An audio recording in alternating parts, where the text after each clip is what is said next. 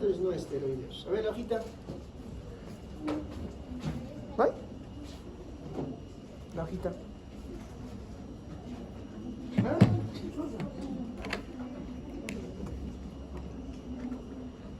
Ya está. Entonces, ¿alguna pregunta de icosanoides? Un poco complejo, ¿no es cierto?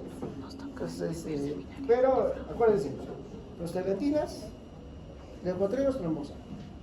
Todos los fármacos que tienen que ver con las vías, son algunas funciones que hemos especificado, no se olviden, ¿no? ¿Ya? No se olviden el misoprostol, análogo de la prostaglandina E1. No se va todavía. Entonces, antiinflamatorios no esteroideos. Listo. Entonces, avanzamos. Un poco de historia. El primer AINE descubierto teóricamente es la aspirina. ¿Ya? La aspirina.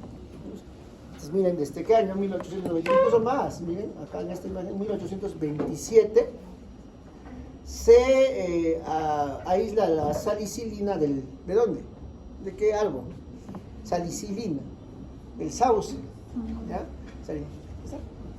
Listo. ¿Cuántos son? 29. Bueno, 1, 2. Vamos a ver ya. No puedo poner en el sistema esto porque no está probado. Del sauce, ¿no? Y en 1827 se produce el salicilato sódico. Solo como para explicar un poco la historia. Este es Alexander Hohmann, dice que su papá, o bueno, no era su papá, quería calmar el dolor de un sacerdote porque tenía muchos dolores articulares, fue la primera indicación, poliarticular. Entonces Hohmann, a través del laboratorio Bayer, sintetiza la aspirina, se sintetiza, ¿no? Este laboratorio hasta ahora existe, ¿no? Bayer, ¿no? Alemán. Hay una historia bien interesante de Bayer, ¿no? Unos libros dicen que, bueno, una parte de la historia dice que Bayer era de los judíos, ¿no? Hospitales, laboratorios, todo lo que era, pues, ¿no? Industrias eran de judíos. En la Segunda Guerra Mundial pasó a los alemanes, ¿no? Bayer, ¿no? Listo. No, el doctor tiene clases acá. ¿Alguien que tiene clases? Me consultaron hace rato, pero ¿sí? ¿me gustó? Sí, pregúntale nomás, si no nos vamos a otro salón. Claro. Otro niño, sí.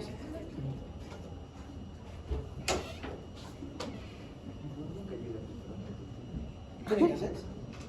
Me preguntaron si teníamos clases acá. Yo le dije que sí. No, el doctor no, otras compañeras. Está ahí el doctor. Sí, no, hay que respetar. Claro. No, si le toca, el doctor. ¿Ya? Pero está en otro lado. El doctor. Ya sé. Sí, no, ya, vamos a ponernos con la. Yo voy a poner. Listo, entonces, bueno, es parte de historia, ¿no? Y Bayer, pues ahora, bueno, tiene buenos medicamentos, ¿no? Todo lo que es alemán es bueno, ¿no? Un poco de historia, ya no vamos a hablar de eso, del sauce, ¿no? ¿Ya? Entonces, miren, hay una clasificación general, ¿no? Y hay una clasificación química de los AINES, acá, que esta es, digamos, la que más me interesa. Pero en general, mira, la cabeza hay antiinflamatorios. Una parte son los no esteroideos. ¿Quiénes serán los esteroideos? Antiinflamatorios esteroideos, ¿quiénes serán? Los glucocorticoides. ¿Ya? Pues miren, fármacos antiinflamatorios, miren cómo lo clasifican en general, todos los antiinflamatorios, ¿no? 1, 2, 3 y 4, ¿no? En el 1, fármacos que actúan sobre los derivados del ácido araquidónico. Pues ya hemos hablado de icosanoides, el ácido araquidónico, hemos hablado todo del ácido araquidónico. Miren, inhibidores de ciclooxigenasa, no especifica tipo 1, tipo 2, no. Inhibidores de ciclooxigenasa, ¿quiénes son? Los antiinflamatorios no esteroideos. Entonces los AINES inhiben ciclooxigenasa. Tanto COX-1 como COX-2, de ahí es que tiene sus efectos colaterales al inhibir COX-1, ¿no? Inhiben lipoxigenasa, ¿recuerdan? ¿No? Aún no disponible, pero ese es un libro un poquito, digamos, más antiguo, ¿no? Ahí todavía fármaco. Y inhiben la fosfolipasa 2, ¿quiénes son? Los glucocorticoides, a la cabeza, ¿no? Luego, otra clasificación. El 1 son fármacos que actúan sobre derivados del ácido araquidónico. 2, fármacos que modifican las funciones de los polimorfonucleares, ¿no? Aquí tenemos la colchicina, bastante usado para el tratamiento de la gota. Tenemos fármacos que estabilizan la membrana lisosomal, cloroquina, hidroxicloroquina, ¿no? que caen dentro de estos antiinflamatorios. Fármacos que neutralizan radicales libres de oxígeno o radicales libres, ¿no? Fármacos modificadores de la enfermedad en reumatología. Miren, es bien interesante. Biológicos y no biológicos. Los no biológicos, la leflunomida, la más usada, y el metotrexato, los dos. Y los biológicos, ¿no? Aquí están los que terminan en infliximab, ¿no? Infliximab, ¿no? Que son biológicos, ¿no? Pero nos vamos a encargar ahora de los AINES, que son inhibidores de la ciclooxígeno, son antiinflamatorios no esteroides, ¿ya? Y miren, en general, ¿para qué se usan los AINES? Para el tratamiento del dolor. Si nosotros queremos clasificar el dolor, hay un dolor tipo leve, moderado, y hay un dolor intenso. El leve moderado es un dolor más periférico, en cambio el intenso es un dolor más visceral de origen central, por ejemplo, ¿no? A ver, entonces hay un dolor leve, moderado y grave o severo. Entonces, este es un esquema, ¿no? Donde hay escalones. Por ejemplo, el primer escalón, dolor leve. ¿Qué puedes usar un dolor leve? Un dolor leve que viene a tu consulta, en el salón, por ejemplo, dolor leve. Tenemos un fármaco no opiáceo, ¿ya? Por ejemplo, un AINE, cualquiera, ¿no? Naproxeno, ketoprofeno, ketorolaco, metamisol, etcétera, etcétera, ¿no? O puedes usar también el famoso paracetamol. Pues nos molesta, ¿no? Paracetamol. Segunda escala, tenemos ya un dolor moderado. Por ejemplo, haga un ejemplo de un dolor leve. Un golpe, ¿no? Una contusión de rodilla, un dolor de cabeza, una cefalea leve, ¿no? Etcétera, etcétera, ¿no?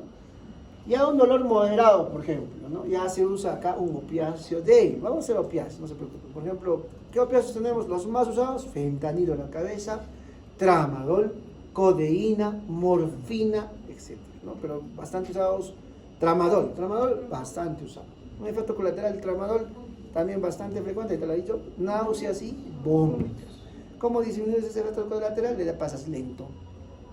En general, chicos, un consejo: cuando ustedes pasen medicamentos, la mayoría se diluye en cloruro de sodio al 9 por mil, en solución fisiológica.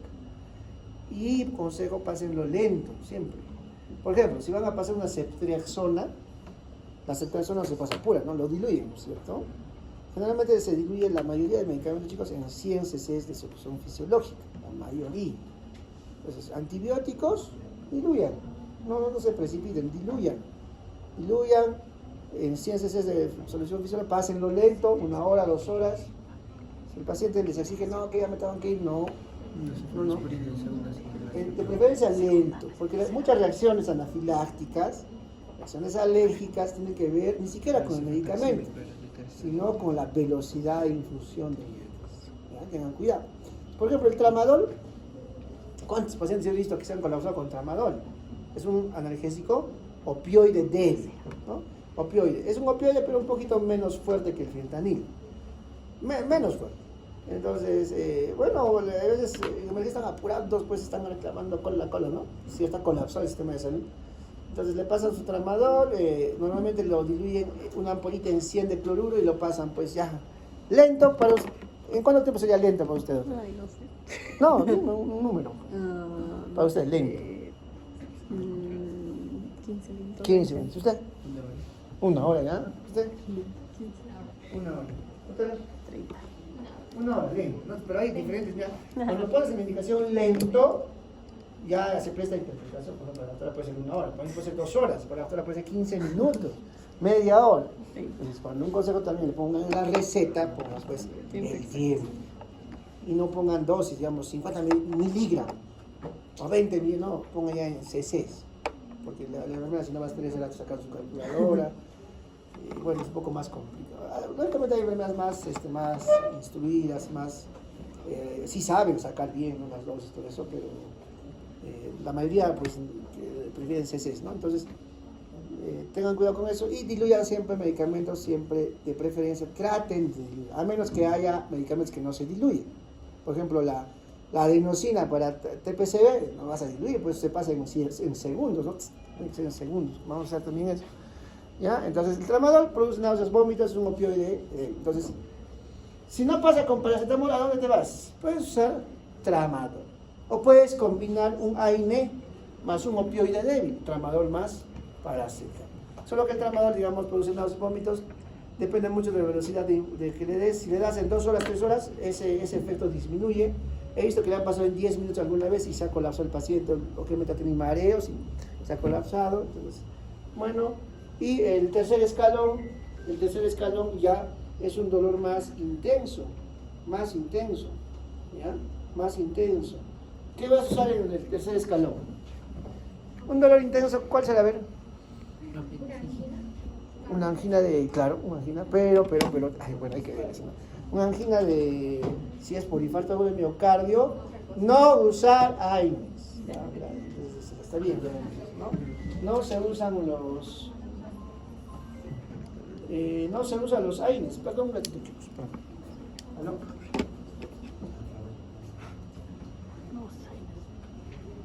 Sí. Muela, ¿no? Un poquito más intenso. Otro dolor. ¿Por algún objeto puso cortante? Un corte, ¿no? Etcétera. Entonces, se usa pues opiáceos potentes, ¿no? Por ejemplo, acá ya AINES, el AINE en general es de leve a moderado. En cambio, el opioide se usa más para un dolor grave, severo, ¿no? Severo, ¿no? Entonces, hay escalas, ¿no? Entonces, vamos a hacer los analgésicos opioides también, pero ahora vamos a hacer los AINES, ¿no? Entonces, AINE en general se usa para un dolor leve a moderado. Hacen sinergia con los opioides, es un sinergismo de potenciación, ambos. Por ejemplo, en la UCI, ¿qué analgésico creen que usamos en la UCI? Metamizol más usamos para fiebre. Así que en la UCI, en mal estado general, intubado con tubo acá, con traqueostomía, a veces muchos son posoperados de cráneo, un corte acá, trauma facial grande, anginas de Ludwig, por ejemplo. Entonces, usamos fentanilo. La población no cree que usamos fentanilo, no conoce fentanilo, ¿no? Usamos fentanilo, encima del fentanilo ya no hay, pues, ya no hay más. Si es 100 veces más potente que la morfina, el fentanilo. Entonces, encima de eso ya no. Si le sigue doliendo, pues ya, bueno, ¿qué podemos? Tendremos que anestesiar, porque todavía es intenso, ¿no?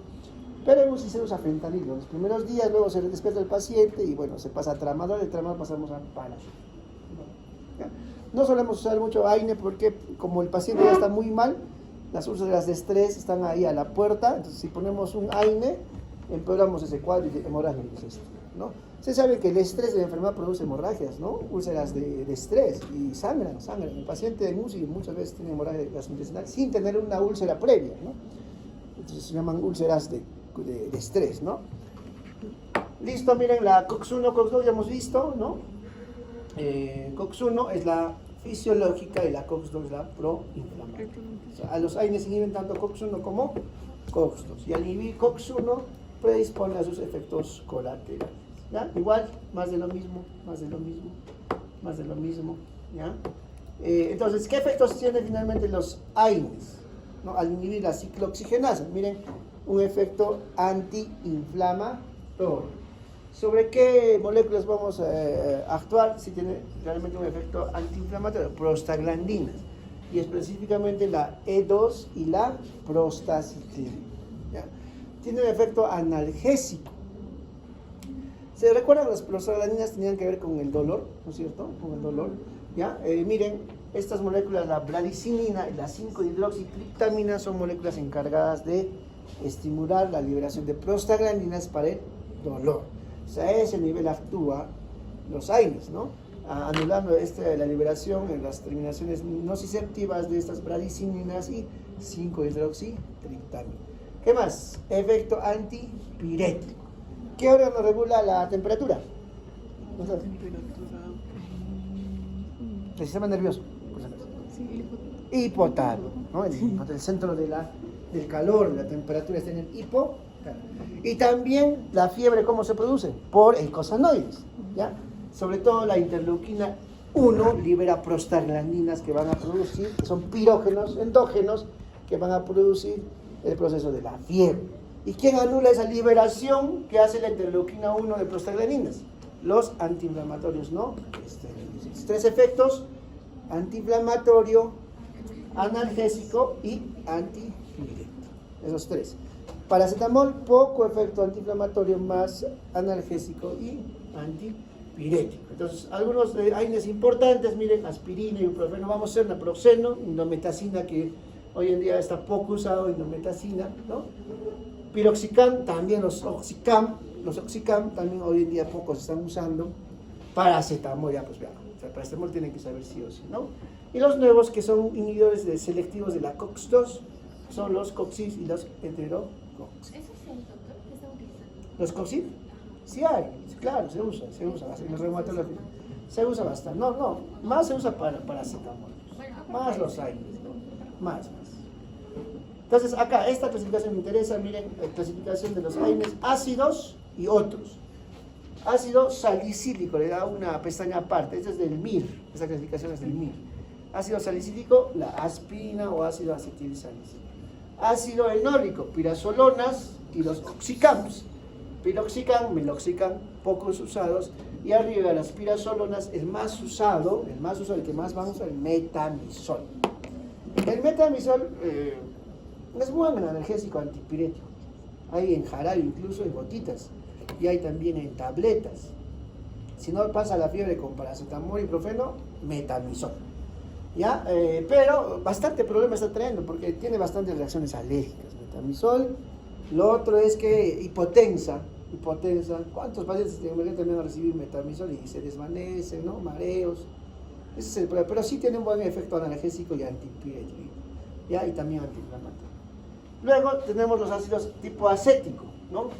Indol acético, indometacina, que también ya poco usa, pero se usa, tiene algunas indicaciones específicas. Y luego el aril acético, el famoso ketorolaco y diclofenaco. No sé, diclofenaco también bastante usado. Diclidex es lo clásico, ¿no?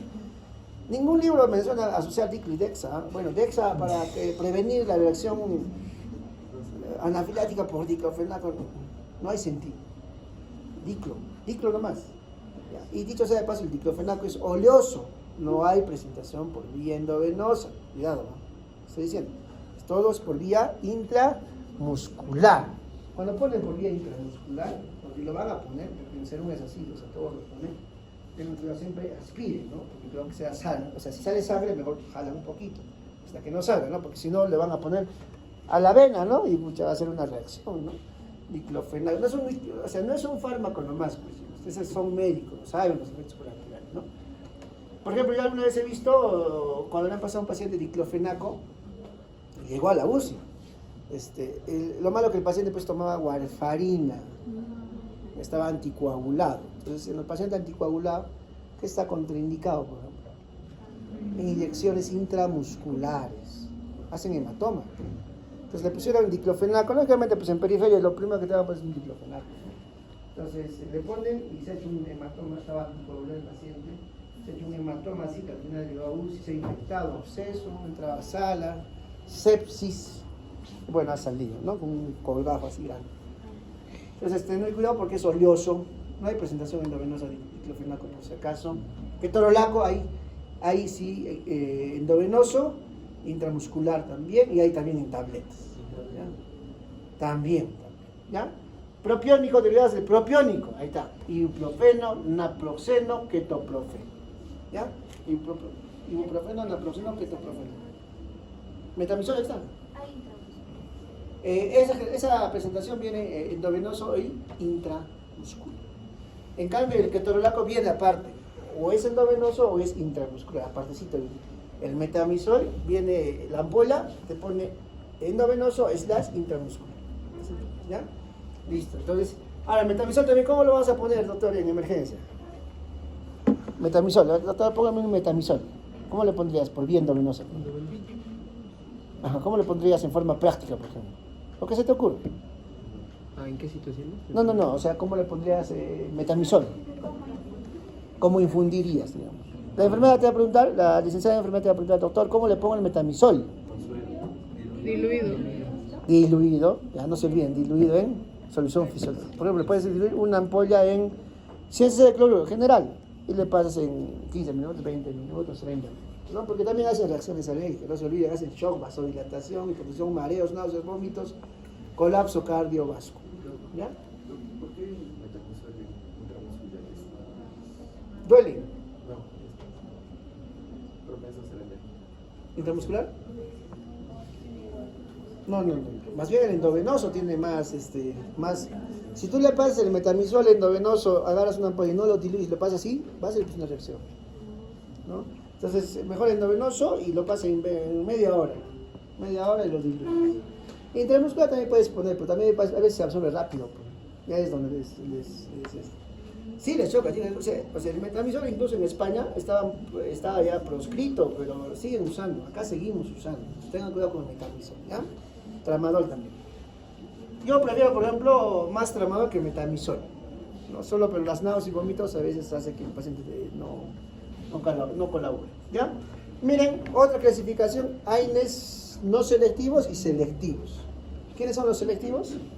Los selectivos de COX-2, los COX-IP, Celecoxib y Velocoxib, ¿no? Más de lo mismo, miren, acá hay otro ácidos, inhibidores de la COX-2 y no ácidos. ¿Y a quién le ponen no ácido? Paraminofenol o paracetamol.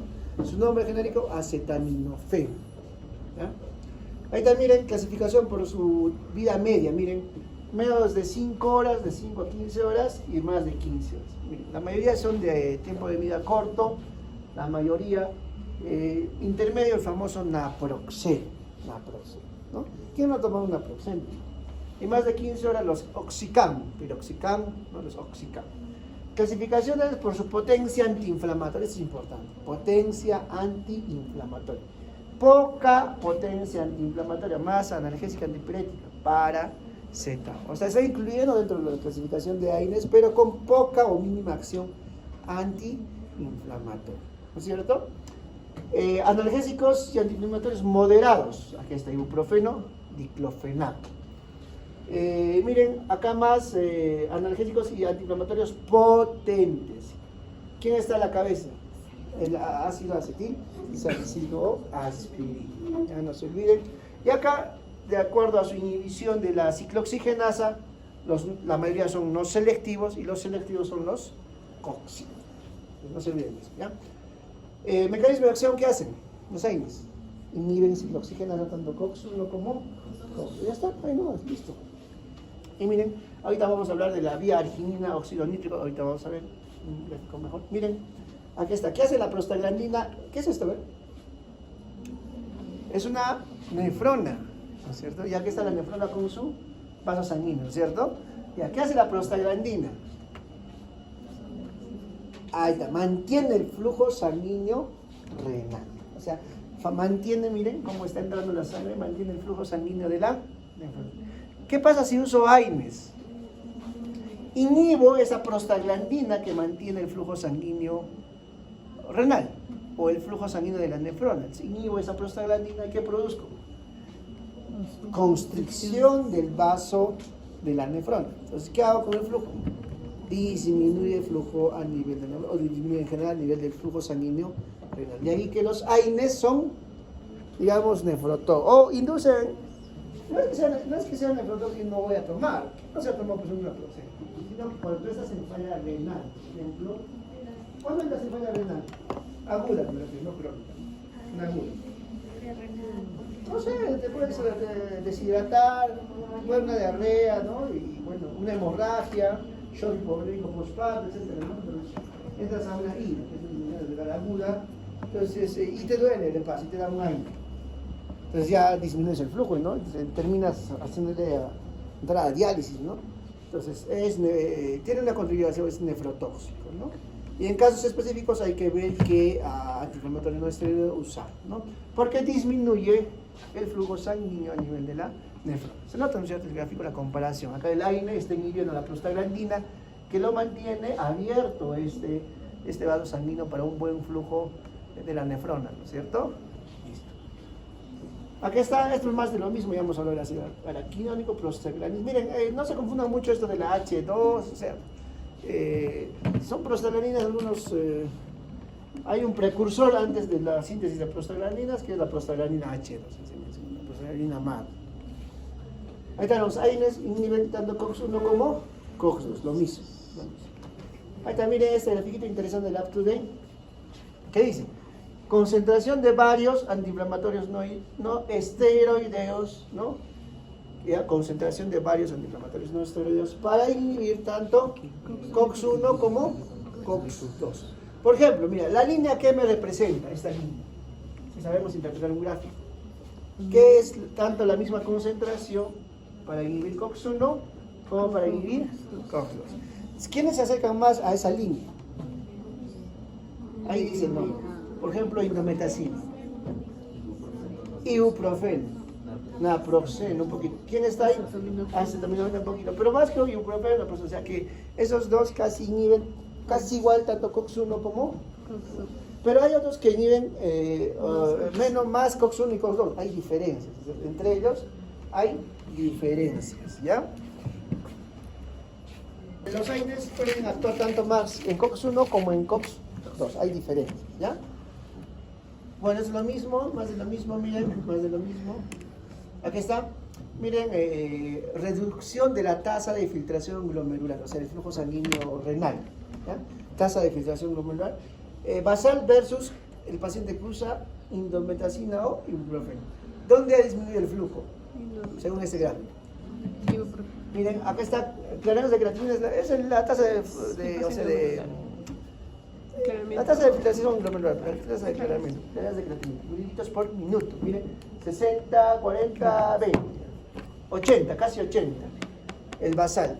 Y post administración de indometacina y ibuprofeno, como baja el flujo sanguíneo renal, ¿no? Entonces, de ahí es que, digamos, se evita en pacientes con insuficiencia renal aguda, sobre todo, ¿no? Porque el crónico que ya está malogrado su riñón, ¿qué vas a proteger? Pues? No, así está en diálisis, ¿no es cierto? No, pues ya está en diálisis, ¿no? Ya está en diálisis. Entonces sí le puedes dar. Claro, ya está en diálisis, pues no vas a proteger, o sea, el paciente con enfermedad renal crónica, ya el riñón está destrozado, o sea, ya está en diálisis, ¿no? O sea, no vas a proteger el riñón. Por eso, incluso la nutrición en el renal de proteínas se limita, ¿no es cierto? Se limita a proteínas porque las proteínas producen falla renal. Pero eso en ciertos estadios, por ejemplo, el estadio 4 lo puede producir el estadio 3, de 3 a 2, pero si ya está en diálisis, se da incluso dieta hiperproteica porque pierde proteína en diálisis. Entonces tienen que diferenciar el estadio. Bueno, igual lo mismo acá, o sea, acá ya no vas a proteger el riñón, ya está, pues ya falló.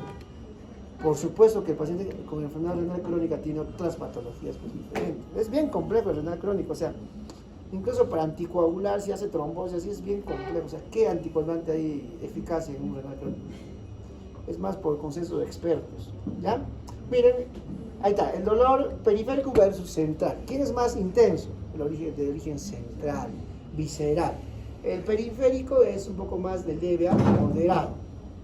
Miren, el AINE tiene más mecanismo de acción a nivel periférico. Versus el analgésico opioide, es más de origen central, ¿no? O sea, ¿cómo actúa el analgésico opioide en general? Bloqueando la transmisión nerviosa, pero a nivel central, ¿no? Los receptores mu. En cambio, en terminaciones nerviosas periféricas están los AINES, ¿no? Eficacia moderada del opioide intensa. Usos clínicos, por ejemplo, de los AINES: cefaleas, mialgias moderadas, artralgias, dolores. Opioides, dolores viscerales, intensos, claro. Por ejemplo, un dolor intenso, ¿cuál será? Incluso el dolor, bueno, calma, ¿no? Con AINES, ¿no? AINES. Un dolor así intenso. Parto, apendicitis, claro, apendicitis. Pero también pasa con AINES. Peritonitis, podría decir. Peritonitis yo diría que sí es un dolor intenso. Otro dolor bien intenso es cuando haces hemorragia intracerebral. Ruptura de aneurisma. Una ruptura de aneurisma, una malformación, duele, gritan, ¿no? Entonces, fentanilo. Lo malo de usar el fentanilo o la morfina, hablando de un caso práctico así polémico, por ejemplo, esta paciente que le hicieron liposucción y falleció, ¿cómo se llama? a la muñequita Mili, ¿no? Aparentemente ella estaba usando bomba de morfina para el dolor. ¿Ya? Lo malo de usar esos opioides, porque la morfina es un opioide, es que cubre el dolor, pues, o sea, como es tan potente, o sea, el dolor desaparece, pues. Pero tú puedes estar con tu peritonitis, o sea, con tu órgano perforado, y no sentir dolor, porque estás usando el opioide. Pues por eso es que tienes que estar seguro, antes de usar un opioide, que esa paciente no tiene algo más, pues. Entonces, ¿por qué creen que ha durado tantos días? Estaba con, ¿no?, morfina, ¿no?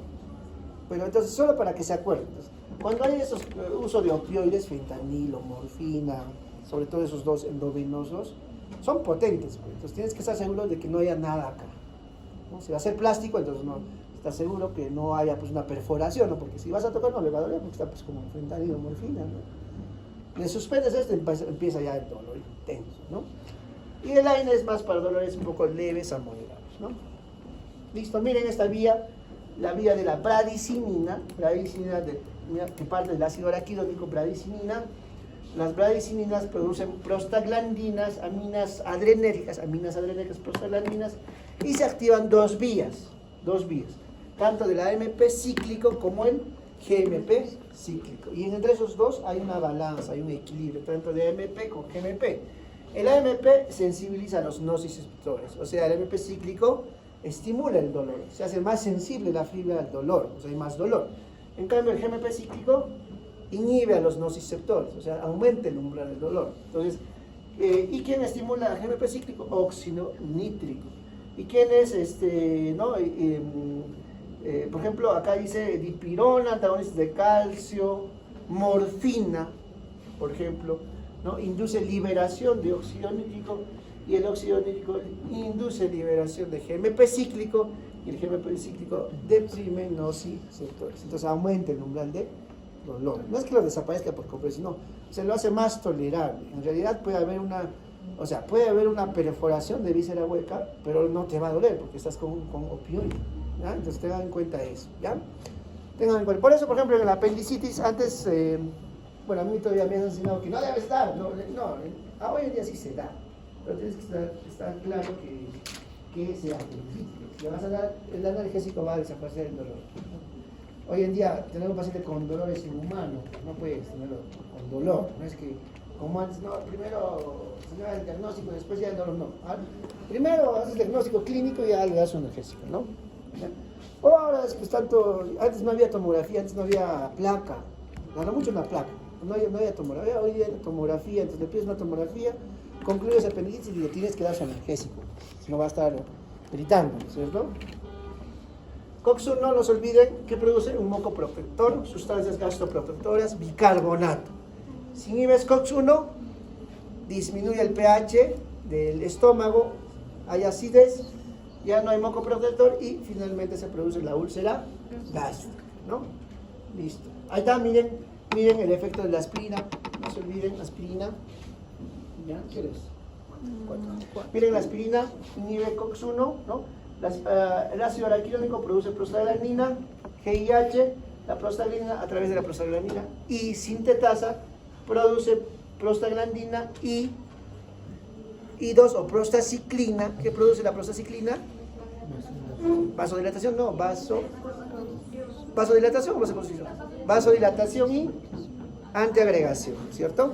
Y miren, la aspirina acá COX-1 a través del tromboxano sintetasa, ¿qué hace? Vasoconstricción y vasoconstricción, ¿no? Entonces, ¿qué hace la aspirina? Inhibe todos esos procesos, ¿ya? Inhibe de manera irreversible. Por ejemplo, cuando uno toma aspirina, como hay una unión irreversible, pues tienes que suspender antes de una operación, ¿no? ¿Cuánto tiempo más o menos? Dicen 24 a 36 horas, ¿ya? Se dice. Aunque ahora los protocolos son un poquito más conservadores, ¿no? Ya. Entonces, hay efecto analgésico, antipirético y antiinflamatorio, ¿ya? Ahí sí nos quedamos, ¿les parece? Pues, acá nos falta un poquito.